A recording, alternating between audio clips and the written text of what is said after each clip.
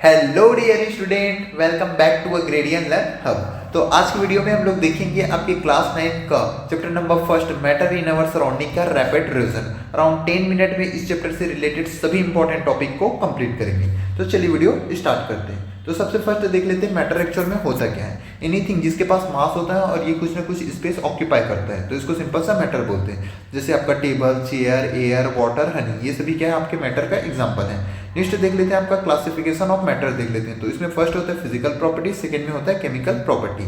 Next देख लेते हैं फिजिकल नेचर ऑफ मैटर देख लेते हैं। तो जो भी मैटर होते हैं ये टाइनी पार्टिकल से फॉर्म हुए रहते हैं और इस टाइनी पार्टिकल्स को क्या बोलते हैं, मैटर के टाइनी पार्टिकल्स को एटम बोलते हैं। ये क्या होता है, बहुत ज़्यादा स्मॉल होते हैं, इसको हम लोग नॉर्मल से आई से नहीं देख सकते। इसी को नेक्स्ट बोल रहे हैं कि जो पार्टिकल ऑफ मैटर होते हैं ये बहुत ज़्यादा स्मॉल होते हैं, इसको नॉर्मल आई से नहीं देख सकते, इसे देखने के लिए पावरफुल माइक्रोस्कोप की नीड होता है। नेक्स्ट देख लेते हैं कुछ इंपॉर्टेंट कैरेक्टरिस्टिक देख लेते हैं पार्टिकल ऑफ मैटर का।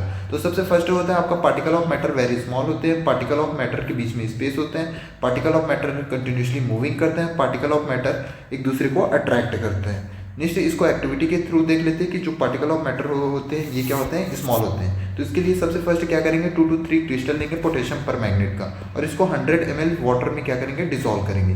तो इसका जो भी सोल्यूशन फॉर्म होगा उसका 10 ml लेंगे और इसको 90 ml क्लीन वाटर में मिक्स करेंगे। फिर इसका 10 ml लेंगे और इसको 90 ml क्लीन वाटर में मिक्स करेंगे। इस प्रोसेस को क्या करना है, 5 to 8 टाइम रिपीट करना है। इससे हम लोग क्या ऑब्जर्व करेंगे, जो वाटर है अभी भी क्या हो, मैनी डिल्यूशन के बाद कलर विजिबल हो रहा है। इससे क्या कंक्लूजन निकला कि जो जस्ट फ्यू क्रिस्टल था इसने अलॉट ऑफ वाटर को कलर कर दिया। मतलब कुछ क्रिस्टल जो पोटेशियम परमैंगनेट था इसमें क्या होगा, मिलियन ऑफ टाइनी पार्टिकल्स होगा।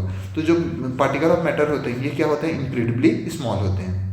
नेक्स्ट आपका करेक्टरिस्टिक है कि जो भी पार्टिकल ऑफ मैटर होते हैं इनके बीच में क्या होता है, स्पेस होता है। तो ये स्पेस वेरी करता है आपकी स्टेट ऑफ मैटर पे। जैसे कि आपका जैसे सॉलिड है तो सॉलिड में लीस्ट स्पेस होता है, गैसेस में क्या होता है, मोस्ट स्पेस होता है। इसको एक्टिविटी के थ्रू देखते हैं। एक आपके बीकर लेंगे 100 ml का, इसको 15 ml तक वाटर फिलअप कर देंगे। अब इसमें क्या करेंगे, कुछ स्पून शुगर या फिर सॉल्ट को ऐड करेंगे। अब इसको जब स्ट्रिंगिंग करेंगे तो हम लोग देखेंगे कि जो वाटर लेवल इसमें शुगर या फिर सॉल्ट ऐड किए थे तो वाटर लेवल राइज करना चाहिए था, बट एक्चुअल में यहाँ पे वाटर लेवल राइज नहीं होता। तो यहाँ पे एक्चुअली में होता क्या है, जो भी आपके वाटर के पार्टिकल्स के बीच में जो स्पेस होता है उसको क्या कर लेते हैं, शुगर या फिर सॉल्ट के पार्टिकल्स फिल कर देते हैं, जिसके रीजन से जो वाटर लेवल है ये राइज नहीं करता। तो ये क्या शो करता है कि जो भी पार्टिकल ऑफ मैटर होते हैं इनके बीच में क्या होता है, स्पेस होता है। नेक्स्ट कैरेक्टरिस्टिक होता है कि जो पार्टिकल ऑफ मैटर होता है ये कंटिन्यूसली मोशन करता है। अब ये भी क्या होता है, जो सॉलिड में स्पेस लेस होता है तो इसके जो पार्टिकल्स होते हैं ये ओनली जस्ट वाइब्रेट करते हैं, जबकि लिक्विड में थोड़ा सा ज़्यादा मूव करते हैं, जबकि गैसेस में सबसे फास्ट मूव करते हैं। तो इसको एग्जाम्पल के थ्रू देखते हैं। जैसे परफ्यूम का स्मेल हो गया, जैसे फूड को कुक करते हैं उसका स्मेल हो गया, इंस्टेंट स्टिक का स्मेल हो गया। इन सभी के जो पार्टिकल्स है वो एयर के साथ क्या हो जाता है, मिक्स हो जाते हैं और ये हमें क्या होता है, थोड़ा डिस्टेंस पे होने पर भी इनका स्मेल आ जाता है। ये क्या शो करता है कि जो भी पार्टिकल ऑफ मैटर होते हैं वो कंटिन्यूसली मूविंग करते हैं।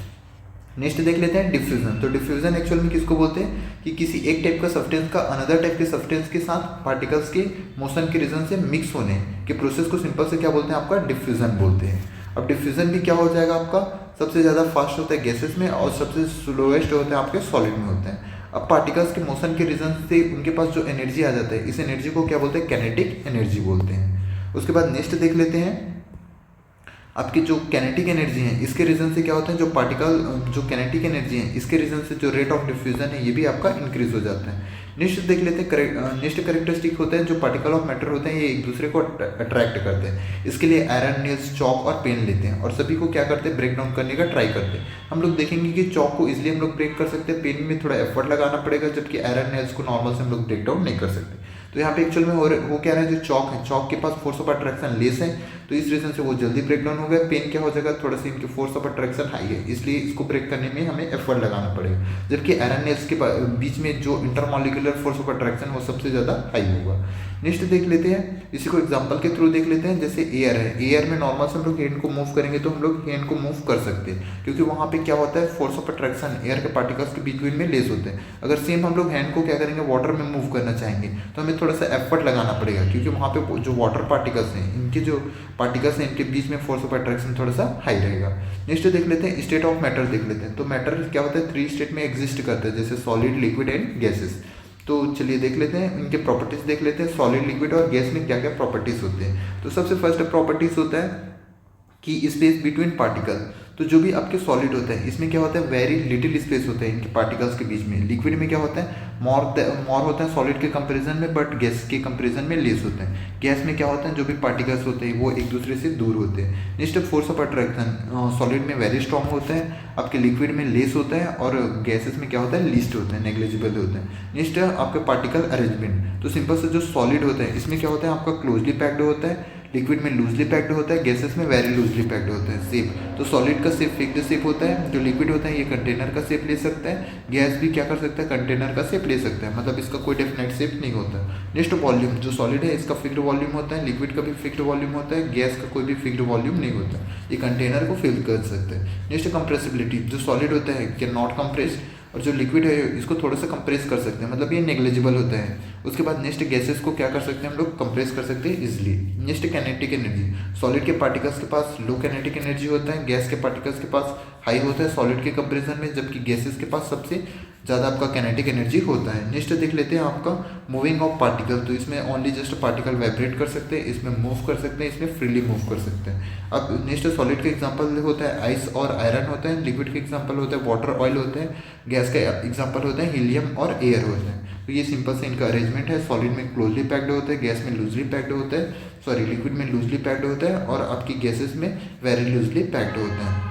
ये सिंपल सा आपका गैस का प्रॉपर्टी है, इनके पार्टिकल्स एक दूसरे से दूर होते हैं, फोर्स ऑफ अट्रैक्शन लेस होते हैं, नेग्लिजिबल होते हैं, गैस के पास मैक्सिमम कैनेटिक एनर्जी होता है, इसका कोई भी डेफिनाइट शेप या फिर डेफिनाइट वॉल्यूम नहीं होता है, ये सिंपल से और क्या होता है, इजिली कंप्रेसिबल होते हैं। अब इसी से कुछ क्वेश्चन है कि जो रबर बैंड होता है इसको क्या कर सकते हैं हम लोग, स्ट्रेच कर सकते हैं, तो ये क्या सॉलिड है, तो हाँ उसके पास क्या होता है, एक स्पेशल प्रॉपर्टी होता है जिसको इलास्टिसिटी बोलते हैं। जैसे फोर्स अप्लाई किया तो वो अपना शेप चेंज कर लेते हैं, जैसे लेकिन फोर्स को रिमूव करते हैं तो वो आपके एक्चुअल शेप में आ जाता है। इसी टाइप से जो शुगर ये सॉल्ट है ये जार का शेप ले सकते हैं, बट अगर इस क्रिस्टल को देखेंगे शुगर या फिर सॉल्ट का, तो वो उसका क्या होता है, शेप फिक्स्ड होता है, मतलब ये भी शुगर सॉल्ट क्या है आपका सॉलिड है। नेक्स्ट क्या होता है, जो स्पंज होते हैं, स्पंज को भी हम लोग क्या कर सकते हैं, कंप्रेस कर सकते हैं, तो क्या ये सॉलिड है, हाँ तो ये भी क्या होता है, सॉलिड होते हैं। इनमें क्या होता है, टाइनी होल्स होते हैं जिसमें एयर ट्रैप होता है, जिसके रीजन से वो कंप्रेस हो जाते हैं, बट स्पंज भी क्या होता है आपका सॉलिड होता है। अब नेक्स्ट कुछ कन्वर्जन देख लेते हैं, आपका सेल्सियस को केल्विन में कन्वर्ट करना है तो सेल्सियस में 273 ऐड कर देना है, केल्विन को अगर सेल्सियस में कन्वर्ट करना है तो केल्विन में 273 सब्ट्रैक्ट कर देना है। तो क्या हम लोग जो मैटर है इसका स्टेट को चेंज कर सकते हैं, हाँ तो टेम्परेचर को चेंज करके इसका स्टेट को भी हम लोग चेंज कर सकते हैं। नेक्स्ट देख लेते हैं इफेक्ट ऑफ टेम्परेचर, तो टेम्परेचर का क्या इफेक्ट होता है, टेम्परेचर इंक्रीज करने से क्या होता है, पार्टिकल्स के पास कैनेटिक एनर्जी आ जाता है, जिसके रीजन से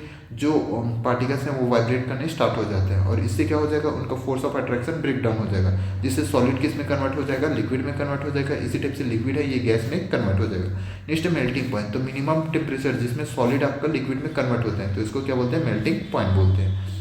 तो सिंपल से स्टेट कैसे चेंज होता है, सॉलिड को हीट करते हैं तो लिक्विड में कन्वर्ट होता है, लिक्विड को जब हीट करते हैं तो गैस में कन्वर्ट होता है। इसी टाइप से जब गैस को हम लोग कूल डाउन करते हैं तो लिक्विड में कन्वर्ट होता है, लिक्विड को जब कूल डाउन करते हैं तो ये सॉलिड में कन्वर्ट होता है। नेक्स्ट तो सॉलिड का लिक्विड में कन्वर्जन को बोलते हैं फ्यूजन, और लिक्विड का आपका गैस में कन्वर्जन को बोलते हैं वेपराइजेशन, और गैस का आपका लिक्विड में कन्वर्जन को बोलते हैं कंडेंसेशन, और लिक्विड का आपका सॉलिड में कन्वर्जन को बोलते हैं आपका सॉलिडिफिकेशन। तो इसी को सिंपल से फ्यूजन बोल रहे हैं कि सॉलिड का आपका सिंपल में लिक्विड में कन्वर्ट होना। और जब भी कोई भी सब्सटेंस क्या करेगा, मैटर अपना स्टेट को चेंज करेगा तो इसका टेम्परेचर क्या रहेगा, कांस्टेंट रहेगा, तो इसी को बोलते हैं आपका लेटेंट हीट बोलते हैं। अब लेटेंट हीट ऑफ फ्यूजन क्या बोलते हैं, 1 kg आपके सॉलिड को लिक्विड में कन्वर्ट करने के लिए जितना हीट का रिक्वायरमेंट होता है उसको सिंपल से क्या बोलते हैं, लेटेंट हीट ऑफ फ्यूजन बोलते हैं। नेक्स्ट होता है बॉइलिंग पॉइंट, तो मिनिमम टेम्परेचर जिसमें लिक्विड आपका गैस में कन्वर्ट होना ही स्टार्ट होता है तो इसको सिंपल से क्या बोलते हैं, बॉइलिंग पॉइंट बोलते हैं। नेक्स्ट होता है आपका latent heat of vaporisation. Latent heat of vaporisation किसको बोलेंगे, 1 kg लिक्विड को गैस में कन्वर्ट करने के लिए जितना हीट का रिक्वायरमेंट रहेगा इसको सिंपल से क्या बोलते हैं, वेपराइजेशन बोलते हैं। नेक्स्ट होता है आपका सब्लिमेशन, सॉलिड जब डायरेक्टली क्या होता है, गैस में कन्वर्ट हो जाता है without a changing a liquid, तो इसको सिंपल से क्या बोलते हैं, सॉलिडिफिकेशन बोलते हैं। जैसे आपका अमोनियम क्लोराइड, आयोडीन, कैम्फर और नेफ्थलीन बॉल, ड्राई आइस, इन सबका एग्जाम्पल है। इस टाइप से होता है डिपोजिशन। डिपोजिशन किसको बोलते हैं, जब गैस डायरेक्टली चेंज कन्वर्ट हो जाता है सॉलिड में तो इसको बोलते हैं डिपोजिशन। इसका एग्जांपल होता है, इसका भी आपका ड्राई आइस होता है। नेक्स्ट देख लेते हैं, जब कोई भी सब्सटेंस अपना स्टेट चेंज करता है तो वहाँ पे टेम्परेचर राइज नहीं होता है, तो इसका रीज़न क्या है। जैसे आइस है, आइस को क्या करेंगे, जब हीट करते हैं तो इसका टेम्परेचर राइज नहीं होता है जब तक कि कंप्लीटली आइस मेल्ट ना हो जाए। तो यहाँ पे क्या होता है, जो एक्स्ट्रा हीट है इसको कौन एब्जॉर्ब कर लेता है, जो आइस का क्यूब है वो अपना स्टेट चेंज करने पे यूज़ कर लेता है। तब तक उसका जो हीट टेम्परेचर है ये राइज नहीं होगा जब तक कि वो आइस कंप्लीटली मेल्ट ना हो जाए। ये सिंपल से रीज़न है, जब कोई स्टेट चेंज करता है तो उसका टेम्परेचर राइज नहीं होता। नेक्स्ट देख लेते हैं वेपराइजेशन। तो वेपराइजेशन एक्चुअल में होता क्या है, ऐसा फिनोमेना है जिसमें लिक्विड आपके वेपर में कन्वर्ट हो जाते हैं किसी भी टेम्परेचर में बिलो अ बॉइलिंग पॉइंट। तो इसको सिंपल से क्या बोलते हैं, वेपराइजेशन बोलते हैं। इसमें लिक्विड के पार्टिकल्स क्या करते हैं, सराउंडिंग से एनर्जी को गेन करते हैं और ये वेपर में कन्वर्ट हो जाते हैं। नेक्स्ट देख लेते हैं कौन कौन से फैक्टर है जिस पे इवापोरेशन आपका डिपेंड करता है। तो टेम्परेचर इंक्रीज होगा तो इवापोरेशन भी इंक्रीज हो जाएगा। सरफेस एरिया इंक्रीज होगा तो आपका सिंपल से इवापोरेशन इंक्रीज हो जाएगा। ह्यूमिडिटी डिक्रीज होगा तो इवापोरेशन आपका डिक्रीज हो जाएगा। नेक्स्ट विंड स्पीड इंक्रीज होगा तो इवापोरेशन भी इंक्रीज हो जाएगा। नेक्स्ट वेपराइजेशन और बॉइलिंग में डिफरेंस देख लेते हैं। तो इवापोरेशन ये क्या कर लेते हैं, ये किसी भी टेम्परेचर में हो सकता है। बॉइलिंग पॉइंट के लिए क्या होता है, एक फिक्स्ड टेम्परेचर का नीड होता है। ये आपका स्लो प्रोसेस होता है, बॉइलिंग आपका रैपिड प्रोसेस होता है। यह ओनली जो वाटर के अपर सरफेस में होता है। जो बॉइलिंग क्या होता है, कंप्लीटली वाटर में होता है। ये आपका कूलिंग करता है जबकि बॉइलिंग कोई भी कूलिंग नहीं करता। तो ये फाइनली इसका रैपिड रीजन था।